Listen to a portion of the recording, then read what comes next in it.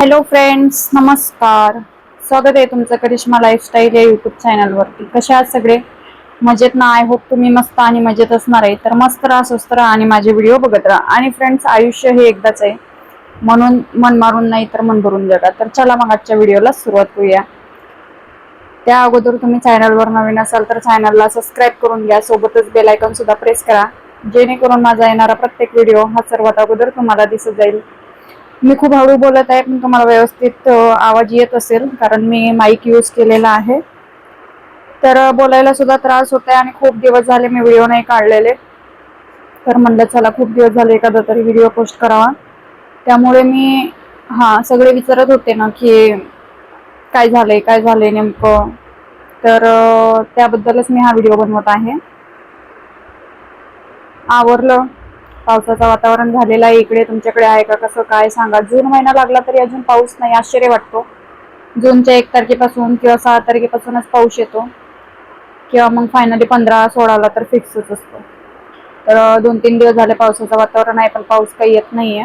तुमच्याकडे आहे का पाऊस? सांगा कमेंटमध्ये.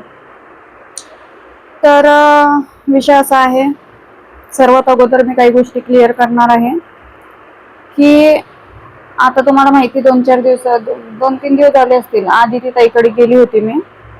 तर काही जणांनी अशा कमेंट केल्या की तिने अर्ध्या रात्रीचं आणून सोडलं वगैरे.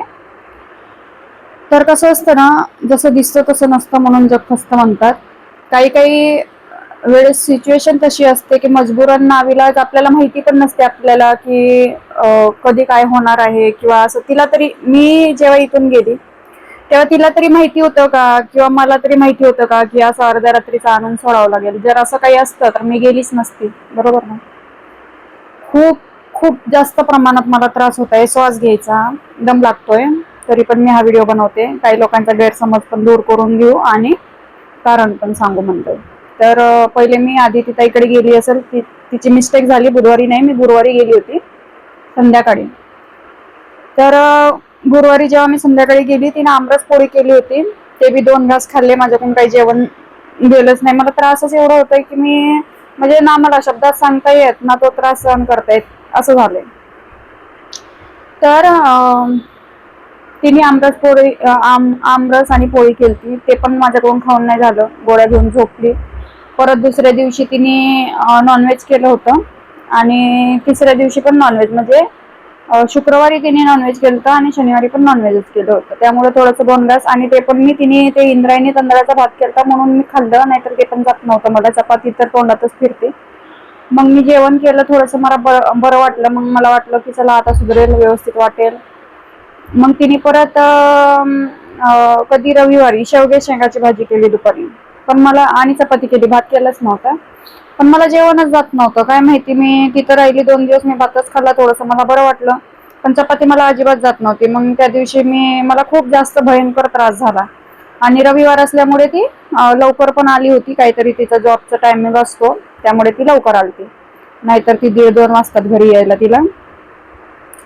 तर तसं पाहायला गेलं ना, तर एवढं कोणी कोणासाठी करत नाही. बिचारीने लई काळजी घेतली, तिच्या परीने तरी लई केलं. कारण तिच्यावर घरची जिम्मेदारी, लेकरांची जिम्मेदारी, बाहेरचं सगळं तिला बघावं लागतं, ठीक आहे. आणि त्याच्यामुळे मी तिच्याकडून जास्त काही अपेक्षा करू शकत नाही. आणि तिने जेवढं केलं ना, मी तर म्हणते रक्ताचं कोणी असतं ना तर एवढं करू शकलं नसतं आपलं कोणी असतं तर. त्यामुळं प्लीज रिक्वेस्ट आहे, कमेंट करताना जरा विचार करत जा. तिला काय काय कमेंट केले 2 दिवसावर, काय 2 दिवसातच करिश्माचं करणं जीवावर आलं. मला बोलायला सुद्धा त्रास होत आहे, तरी पण मी हा व्हिडिओ बनवते, ठीक आहे. प्रयत्न करते. सारखं मी इथं होती ना तर झोपून राहायची, ना घरातलं काम ना खाणं. टिफिन लावलं होतं, तुम्हाला माहिती तेवढंच. टिफिन आणायला मयंक जायचा, आणि घरातलं काम पण होत नव्हतं, नुसतं खायची आणि झोपायची. त्यामुळे म्हटलं चला तिकडे गेलं ना थोडं फ्रेश वाटेल, वातावरण चेंज होईल, असं वाटलं होतं मला. तिला पण वाटलं होतं. लक्ष्मण दादा, वहिनी पण म्हणले होते ये. मग मी गेली, ते पण आले होते भेटायला. माझं म्हणजे बरं नसल्यामुळे मला वहिनी त्यांच्याकडे म्हणजे चान्सच नाही आला जाण्याचा. कारण मी लईच 2 किंवा 3 दिवस, आज बरं वाटेल तेव्हा बरं वाटेल, तिथं थांबली. आणि आधी ती ताईने तिच्या परीने भरपूर केलं. त्यानंतर रविवारचा दिवस होता, शेवग्याच्या शेंगाची भाजी केली तिने, ते बी 2 घास खाल्ले आणि मळमळ झाली मला. त्यानंतर परत तिने कशाचे तरी धिरडे केले. मला एवढं ते म्हणजे बघून हे वाटलं की म्हणजे असं मी तिला बोलून नाही दाखवलं बरं का, पण असं वाटलं मनातून या ठिकाणी माझी सख्खी बहीण पण असती ना तर नाही जात पाणी पिणं झोप म्हणली असती. पण एवढं जीवाचं बिचारी काम करून आली, स्वयंपाक केला आल्यावर, त्यानंतर मला जेवण नाही गेलं म्हणून तिने परत कशाचे तरी ते धिरडे काय म्हणतात ते बनवले. त्यानंतर ते खाल्लं, थोडंसं बरं वाटलं आणि मग परत मला त्रास व्हायला लागला. परत तिने ऍपल चिरून दिले 4-5 वाजता, परत तिने चहा ठेवला, ते पण म्हणजे त्याचा पण मला त्रास झाला.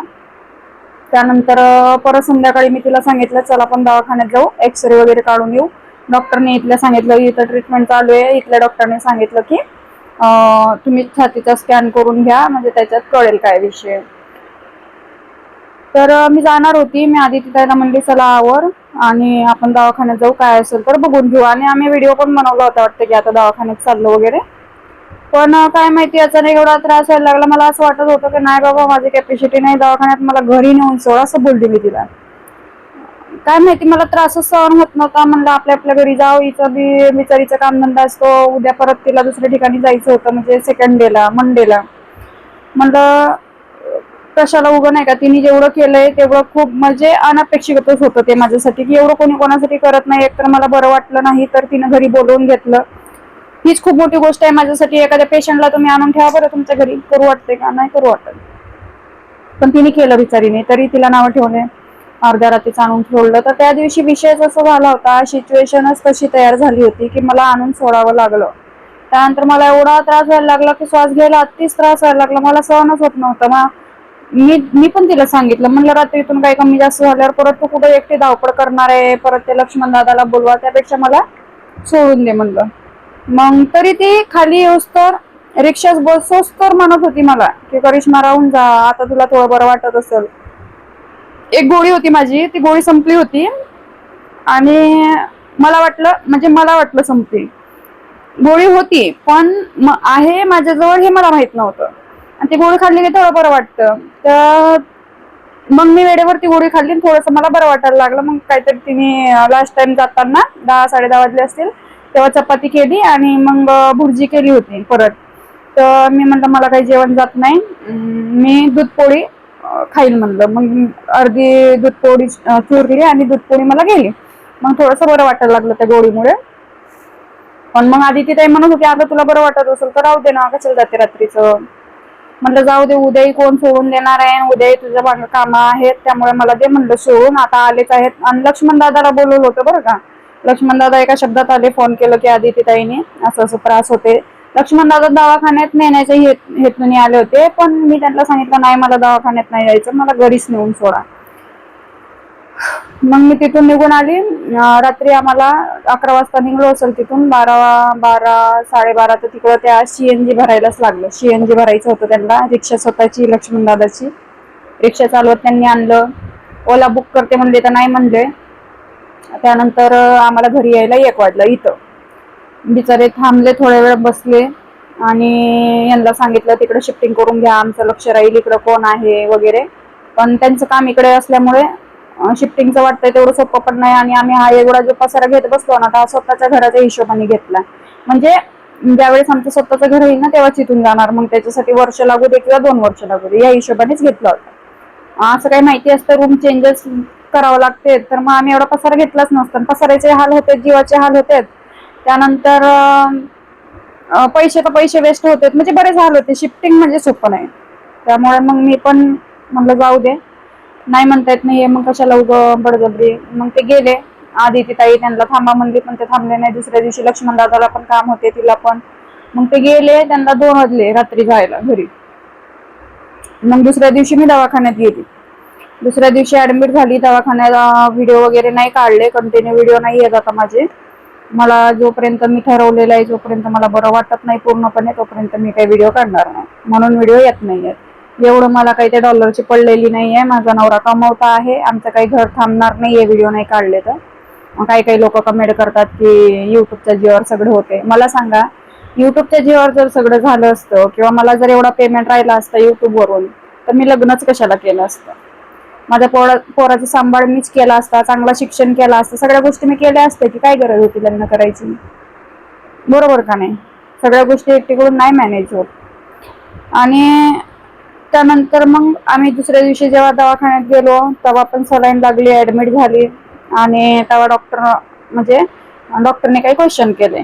त्यावेळेस मी सांगितलं तर डॉक्टर मला म्हणले, तुम्हाला माहिती का, मी माझ्या पॉडकास्टमध्ये पण सांगितलेलं आहे, माझ्या चॅनलवर पण सांगितलं असेल, जुन्या चॅनलवर, तो पण चॅनल बंदच पडलाय आता, करिश्मा ऑफिशियल चॅनल. तर तिकडे सांगितलं होतं मी आणि पॉडकास्टवर पण सांगितलंय, माझ्या मम्मीला काहीतरी आजार होता त्यामुळे मम्मी वारली, बरोबर. तर डॉक्टरला मी सांगितलं, मला प्रश्न विचारले, मम्मीला काय आजार, पप्पाला काय आजार, असं तसं मग मी सगळं सांगितलं. मग डॉक्टर मला म्हणले होऊ शकते त्यांचे मम्मीचे सिम्पटम म्हणजे काहीतरी म्हणजे ते डॉक्टरची भाषा त्यांना समजते.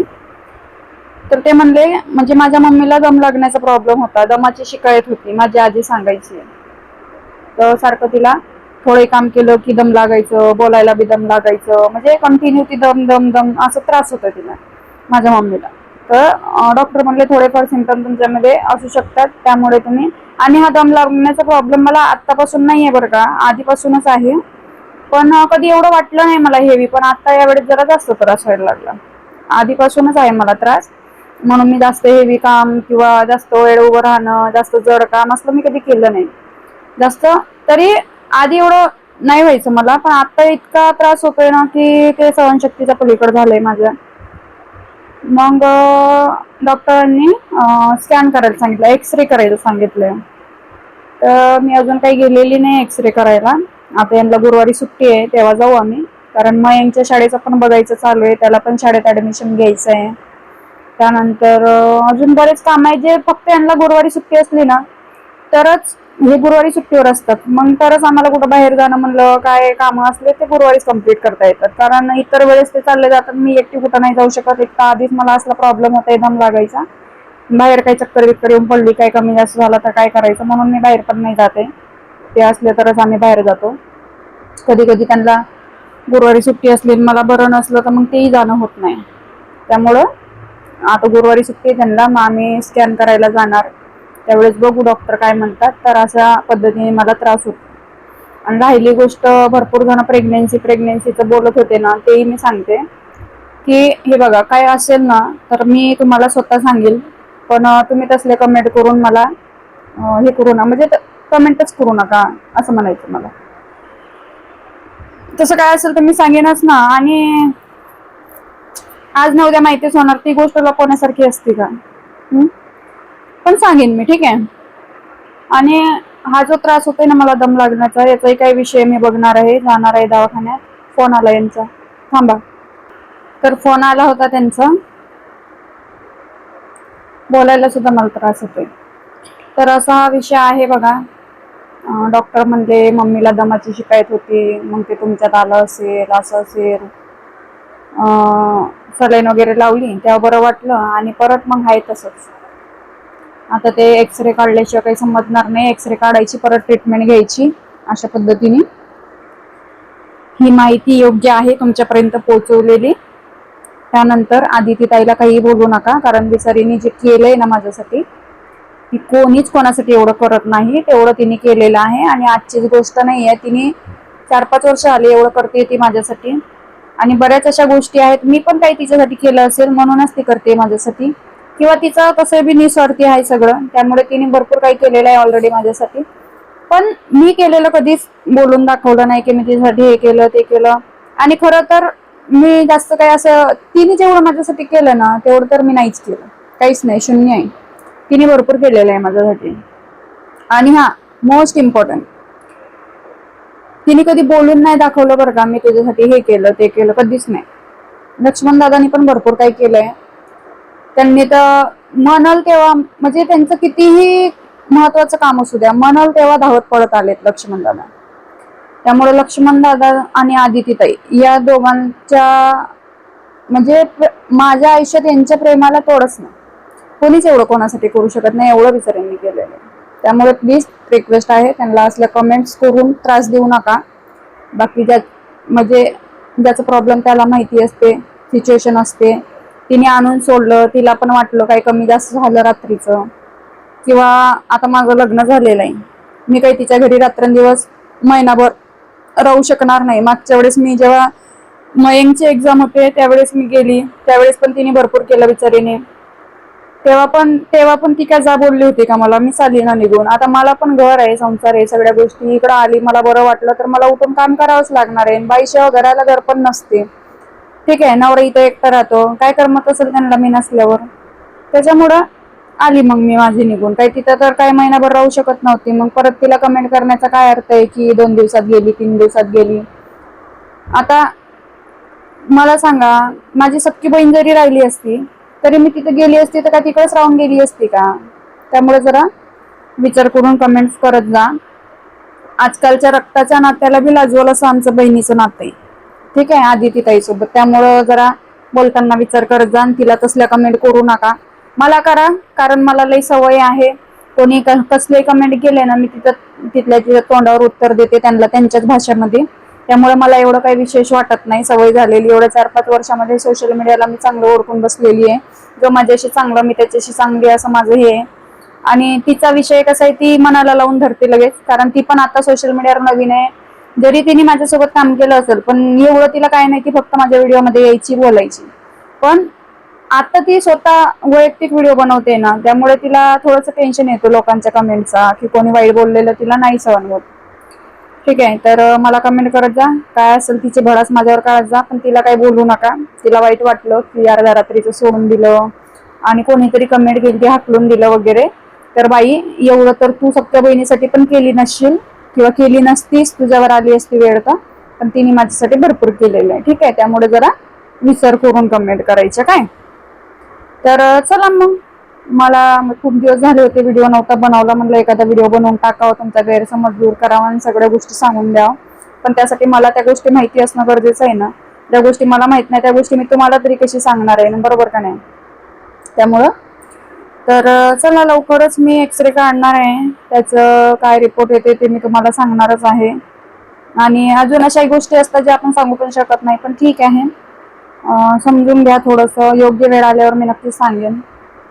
बाकी व्हिडिओ कसा वाटला ते मला नक्कीच सांगा.